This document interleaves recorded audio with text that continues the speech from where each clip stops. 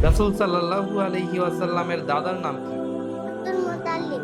পবিত্র কোরআনে কতবার মুহাম্মদ নামটি এসেছে? 4 বার। আসসালামু আলাইকুম। ওয়ালাইকুম সালাম। নাম কি তোমার? মিসবাহ। কোন ক্লাসে পড়ো? নার্সারি। আচ্ছা, বলো তো রাসূল সাল্লাল্লাহু আলাইহি ওয়াসাল্লাম এর পিতার নাম কি? আব্দুল্লাহ। রাসূল সাল্লাল্লাহু আলাইহি ওয়াসাল্লামের দাদার নাম কি? আব্দুল মুতাল্লিব। পবিত্র কোরআনে কতবার মুহাম্মদ নামটি এসেছে? 4 বার। কাবা কি? আল্লাহু আকবার। হেরা পর্বতকে কি বলা হয়? জাবালের মুবারক পাহাড়।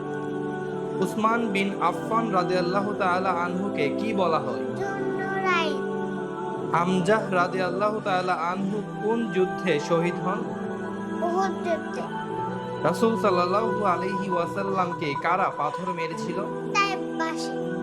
বাইতুল্লাহ থেকে বাইতুল মাকদিস পর্যন্ত নবীজির ভ্রমণকে কি বলে? ইসরা।